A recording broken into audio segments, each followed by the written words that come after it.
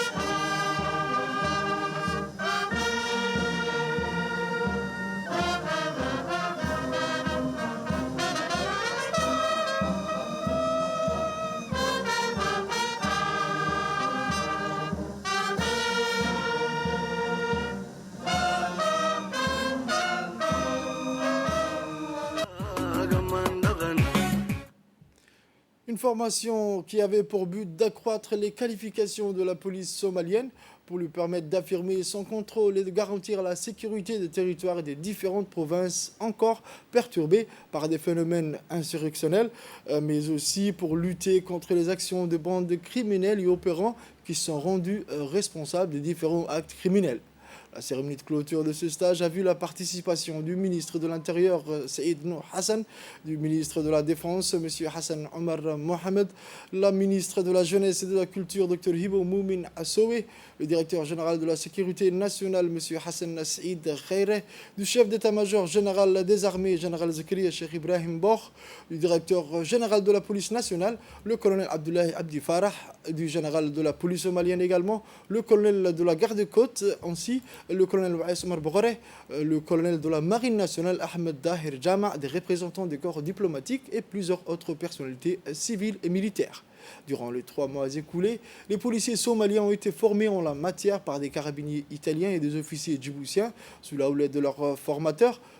Sous la houlette de leurs formateurs, les apprenants somaliens ont intégré les techniques de protection d'importantes personnalités de maintien de la sécurité, de contrôle des mouvements de foule lors des manifestations et d'investigation sur les scènes de crime. Écoutons à présent l'intervention du directeur de la police nationale, le colonel Abdullahi Abdi Farah.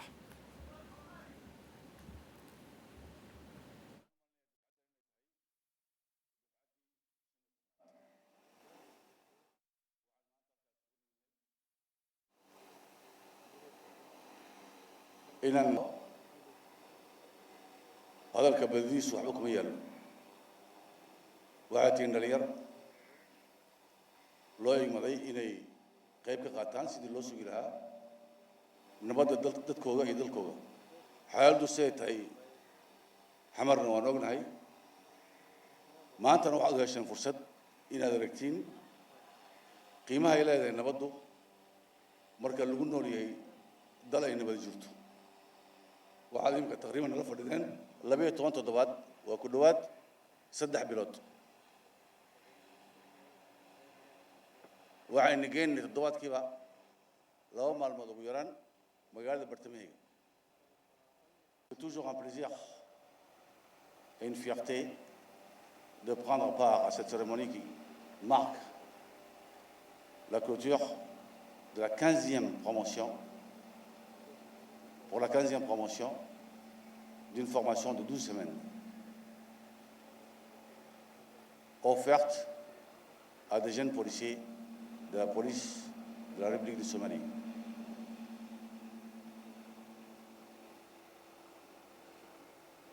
J'aimerais en quelques mots dire que durant toute la période que vous avez séjourné parmi nous, nous vous avons offert non seulement une formation théorique, mais également tenté ou essayé de vous offrir la possibilité de voir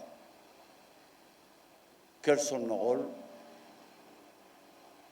quel rôle jouons-nous au sein de notre société, quels sont nos devoirs, comment une société en paix, elle vit,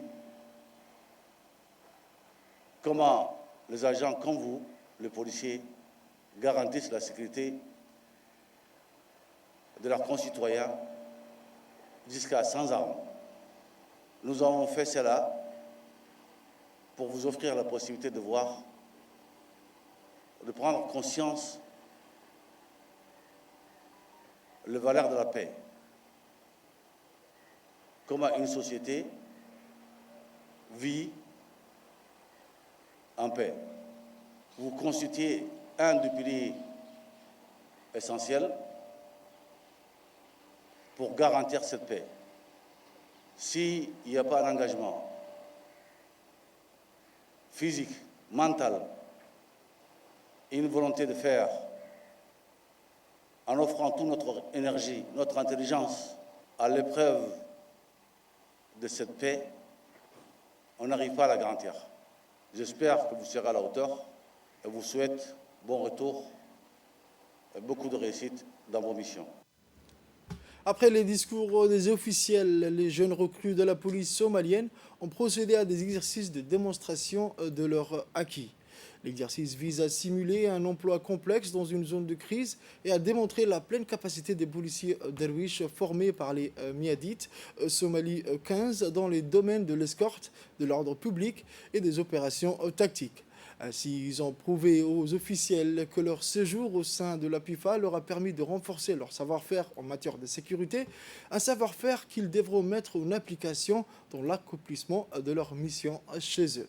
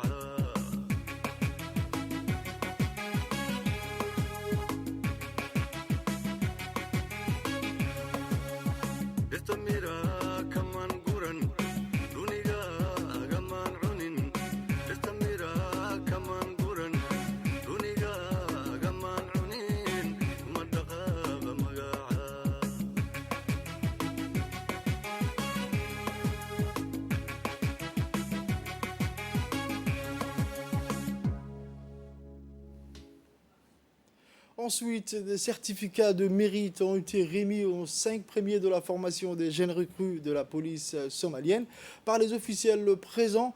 Durant 12 semaines, 74 policiers ont été à l'académie de police Idriss Farah Abane par des officiers djiboutiens et somaliens.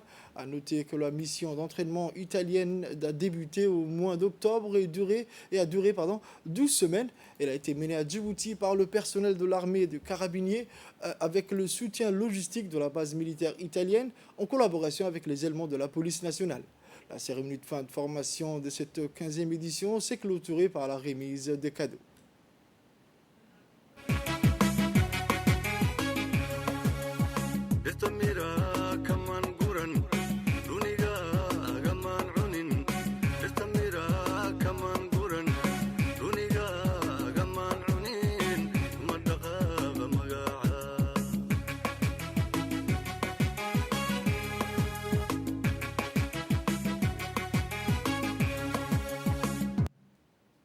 Autre actualité de ce journal, le ministère de l'Agriculture, en collaboration avec la Banque centrale, a organisé un atelier sur l'inclusion économique et la résilience des populations rurales à l'hôtel Kempinski, sous un thème vers une vision partagée et des investissements coordonnés.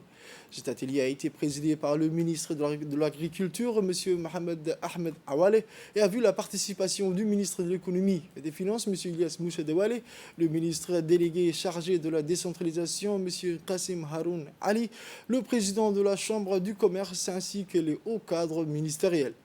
Une nouvelle approche vers un développement rural plus inclusif et attentif aux questions de résilience et d'intégration économique s'articule autour des axes principaux, soutenir l'inclusion économique et financière des producteurs ruraux en passant par un effort important de formation de capital social et d'organisation à la base, soutenir également la mise en place d'infrastructures structurantes et connectives dans un contexte territorial mieux aligné avec des zones à potentiel de croissance et disponibilité de services publics.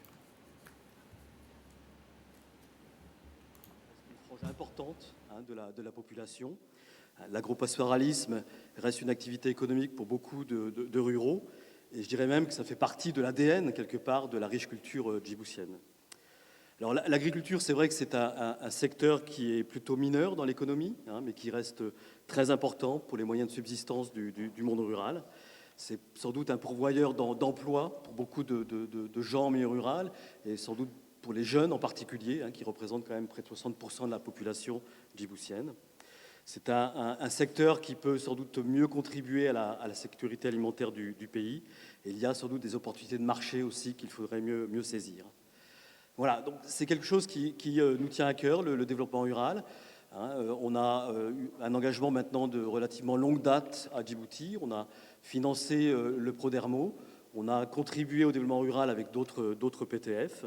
Et on souhaite poursuivre ce soutien au développement rural, mais on souhaite aussi voir comment aller de l'avant, comment dépasser ce que l'on a fait jusqu'à présent, de répondre vraiment aux besoins de base des producteurs ruraux, et de voir comment on pourrait contribuer de façon plus intense à l'inclusion économique des populations rurales. Le président du Chambre du commerce a rappelé que l'implication du secteur privé est souvent citée dans les textes comme un passage obligé et une formule porteuse d'une meilleure intégration et croissance économique. Écoutons le président. Vu les difficultés et les problématiques qui ont été causées par le Covid-19, le secteur privé qui intervient dans ce secteur depuis longtemps ont eu des handicaps, même des difficultés pour importer à une période donnée des produits de première nécessité comme le légume et le fruit importés de l'Éthiopie et d'ailleurs. Nous avons donc réfléchi et discuté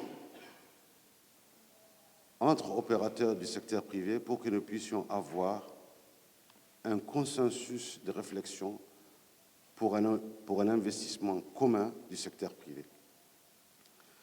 Et je pense qu'aujourd'hui, cet atelier est l'empreinte même de la réflexion, que je remercie au passage la Banque mondiale pour sa réflexion et le ministère concerné qui ont travaillé sur ces documents et que nous souhaitions intervenir avec beaucoup d'énergie. Si auparavant le secteur privé délaissait ce secteur, je peux vous garantir qu'au moins une cinquantaine de chefs d'entreprise sont disposés à investir dans ce secteur avec le gouvernement, avec les bailleurs, pour que nous ayons des programmes bien déterminés. Le ministre délégué chargé de la décentralisation a indiqué que son département œuvre sans relâche pour l'amélioration des conditions de vie de la population en zone rurale. La question du développement rural a toujours été une priorité pour mon département, qui œuvre pour la décentralisation, la déconcentration, le développement des régions, conformément à la feuille de route du président de la République, son Excellence M. Ismaïl Omar Guelleh. Le ministère de la décentralisation contribue avec les partenaires techniques et financiers, en collaboration avec les conseils régionaux, à l'inclusion et à l'amélioration de la connectivité des populations rurales. Mesdames et messieurs, il va sans dire que le développement rural est un objectif majeur de la décentralisation et nous sommes mobilisés, déterminés à répondre présent. Et toutes les bonnes initiatives qui iront dans ce sens-là seront les bienvenues. Mon département œuvre sans relâche pour promouvoir le développement intégré des zones rurales en cherchant à exploiter de manière optimale les ressources locales disponibles pour le bien-être des communautés rurales et des retombées économiques en connectant les producteurs locaux au marché urbain. Toujours dans l'objectif de développer les régions, mon département a créé des cadres de concertation locaux dans les chefs-lieux des régions ainsi que dans les localités rurales les plus reculées du pays. Ces cadres de concertation sont représentatifs de tous les acteurs locaux et encouragent une démarche participative dans les prises de décision. C'est un instrument important pour promouvoir la démocratie locale en milieu rural. Le ministre de l'Économie et des Finances a mentionné dans son allocution une amélioration des cadres institutionnels et réglementaires favorisant la compétitivité économique et l'incitation envers la participation du secteur privé. Alors, le moment est venu de réfléchir ensemble. La réflexion, elle a toujours existé, mais d'agir plutôt ensemble. D'agir ensemble et de réfléchir autrement, comme les anglo-saxons appellent « out of the box ». De nous fixer quelques objectifs, et je suis sûr que nous sommes capables de cela. De dire, dans 2 ans, dans 3 ans, 20% de notre assiette doit être djiboutienne. Le contenu de notre assiette doit être à concurrence de 20% indépendants. Est-ce que c'est utopique? Est-ce que c'est réaliste? Est-ce que c'est pessimiste? Ça, c'est à différents participants que vous êtes. Vous allez nous aider à apporter cette réflexion.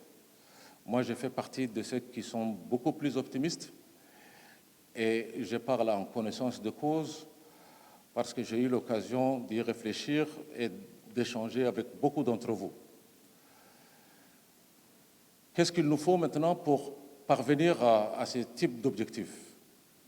Il y a un écosystème à construire, on est conscient des difficultés ou bien de notre façon de faire qui est extrêmement cloisonnée. Ce n'est pas par hasard que nous parlons de plus de coordination.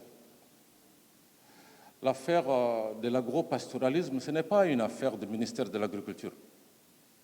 Elle n'est pas du tout une exclusivité du ministère de l'Agriculture, encore moins d'un ministère de la décentralisation, et encore moins d'autres acteurs qui interviennent dans ce sens. Si ensemble,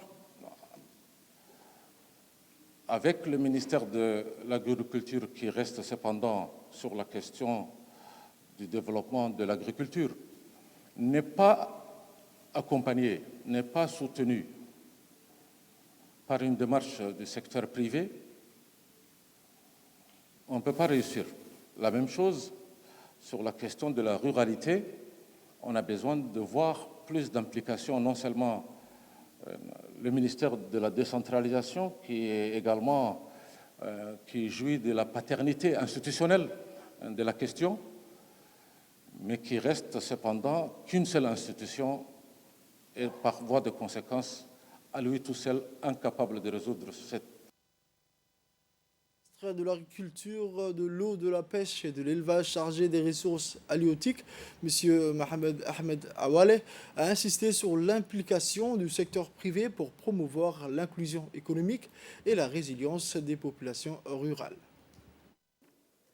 Cet atelier qui nous réunit aujourd'hui dans cette salle est la réalisation d'un souhait formulé par le ministre des Finances et de l'économie il y a un an. Parce qu'aujourd'hui, c'est une occasion de comprendre. Pourquoi je dis ça? Le monsieur qui est devant moi, il a dit « J'aime l'agriculture, je vais me lancer et je vais faire de l'hydroponie ». C'est impossible. Tu vas te casser la figure. Je le dis. Il faut un capital financier d'abord et un capital humain avec 16 ans d'expérience. Si vous êtes entrepreneur, achetez le capital humain, des techniciens bien formés avec 10 ans d'expérience qui ont fait leurs preuves. Il faut un capital financier auprès des banques pour acheter. Pour faire 2 hectares, il faut 23 millions de francs Djibouti. Il y a les gens de Dora qui souffraient de soif, on luttait contre la soif. On ne s'occupait pas de la culture hydroponique, il y avait la soif. Alhamdulillah, aujourd'hui, la République de Djibouti est affranchie de la soif. Alhamdulillah. Lorsque je vois les pays à côté, il y a sécheresse, nous sommes vaccinés de la sécheresse. Alhamdulillah. La pauvreté, beaucoup de projets ont été faits au niveau de la pauvreté, la lutte contre la pauvreté. 18 bassins versants, tous sont affranchis de la pauvreté. Nous avons terminé la soif. Nous sommes en très bonne voie sur la pauvreté. Mais il y a le secteur privé agrobusiness. Je vais vous dire, c'est très simple, l'agrobusiness. Je suis du métier, malheureusement, je souffre.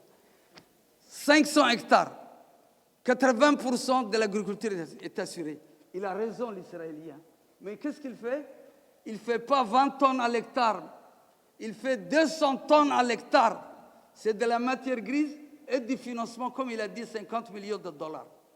Ce n'est pas du jeu. Mesdames et messieurs, je ne vous décourage pas. Ne vous lancez pas dans l'agriculture de business si vous n'avez pas les moyens financiers et le capital d'expérience. Mais cette agriculture de lutte contre la pauvreté, elle va servir à quelque chose. Lorsqu'on fait des financements pour faire des micro-barrages, l'investissement direct étranger et l'investissement national avec l'appui de la Banque mondiale, l'agriculture à Djibouti est possible.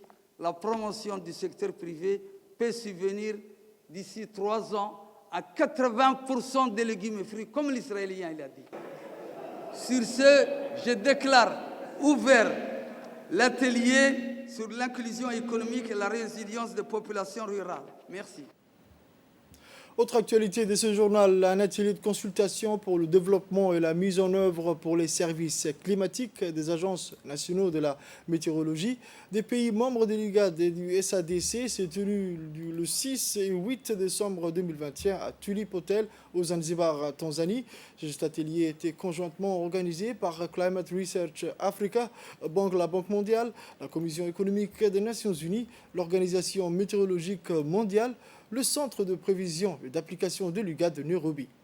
Les directeurs généraux des agences météorologiques nationaux des pays des membres de l'IGAD et du SADC, les experts du climat et des différentes institutions des Nations Unies, ingénieur Mohamed Ismail Nour, directeur général de l'Agence nationale de la météorologie, et ingénieur Hussein Farah Adawe ont représenté notre pays.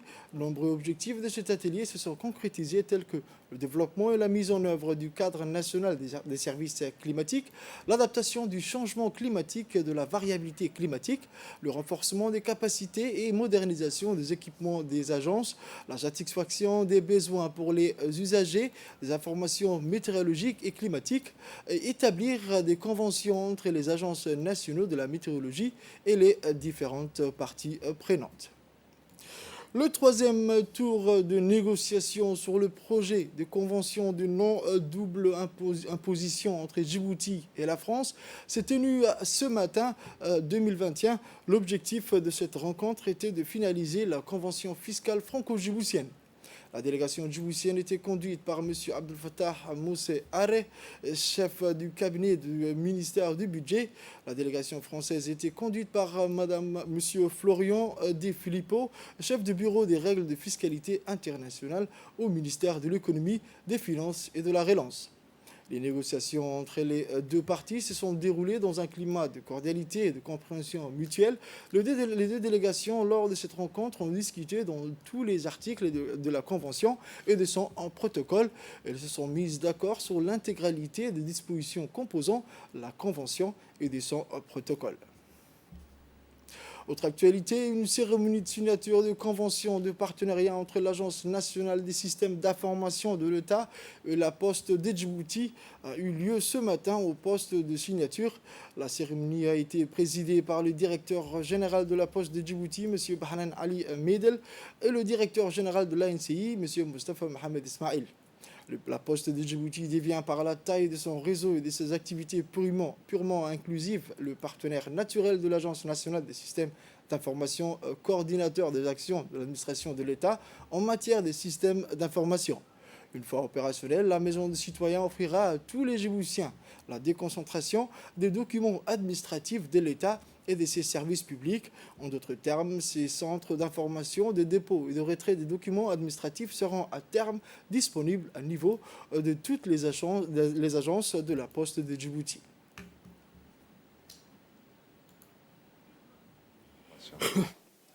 Et c'est à ce titre et dans le but de rapprocher l'administré à l'administration que nous avons signé avec la Poste aujourd'hui une convention qui consiste à la délivrance des services publics auprès des guichets de la Poste. Écoutons à présent un extrait des dires du directeur général de la Poste de Djibouti, M. Bahanan Ali. C'est un partenariat stratégique, c'est un partenariat public. Notre vœu d'abord était de servir nos concitoyens, d'où le nom de Maison du Citoyen. Nous remercions infiniment, bien entendu, le ministère de l'économie numérique, chargé de la digitalisation, parce qu'ils nous ont envoyé une équipe très dynamique, qui nous ont soutenus dès le début. Nous remercions aussi la Banque mondiale à ce niveau. Notre ministère de tutelle, qui n'a ménagé aucun effort, bien entendu, pour que la Poste puisse devenir un espèce de carrefour au niveau des services publics aux citoyens. Plus de 50 000 Djiboutiens passent tous les 2 ou 3 mois dans les bureaux de poste. C'est un chiffre qui montre que les postes deviennent un carrefour à tous les niveaux, que ce soit pour récupérer des colis, que ce soit pour de l'inclusion financière, de l'inclusion sociale. Et le digital fait partie de cette force-là. Et nous remercions fortement l'Agence des systèmes d'information pour nous avoir désignés comme partenaire stratégique et avoir choisi l'agence postale d'Anguela comme premier site pilote d'essai pour voir et pour bien mettre en place ce système et puis après aller vers plus d'agences. Je vous le disais dans les titres, c'était aux Ligue des Champions. La mission était impossible à Munich pour le FC Barcelone qui devrait gagner pour avoir le ticket pour les 8e de finale. Le Bayern a en revanche tranquillement dominé la rencontre malgré une bonne entame des Catalans. À une des meilleures de jeu, Thomas Müller a ouvert le score, puis 10 minutes plus tard, Leroy Sané a fait le break 2-0. Alors qu'on s'attendait à un sursaut catalan pendant la deuxième période, les Bavarois ont par contre enfoncé le clou grâce à un but de Jamal, score final 3-0. Une défaite qui condamne le FC Barcelone à l'Europa League car le club catalan termine en 3e position. Le FC Barcelone a été depuis 20 ans régulièrement qualifié en 8e de finale de la Ligue des Champions. La dernière élimination en phase des groupes date de la saison 2000-2001. Les Catalans avaient fini 3e du groupe H derrière l'AC Milan et Leeds. Nous allons commencer cette nouvelle phase en Ligue Europa avec beaucoup d'engagement, a promis l'entraîneur Xavi Hernandez. Pour l'ancien joueur du Barça, le temps est de se regarder dans le miroir pour corriger les failles au sein de l'équipe. Dans le groupe E, le Benfica a battu Kiev 2-0. Le club portugais est en deuxième position derrière le Bayern et est qualifié pour les huitièmes de finale. C'est tout pour cette édition de 22h, mesdames et messieurs. Merci à vous de l'avoir suivi et restez avec nous pour la suite du programme.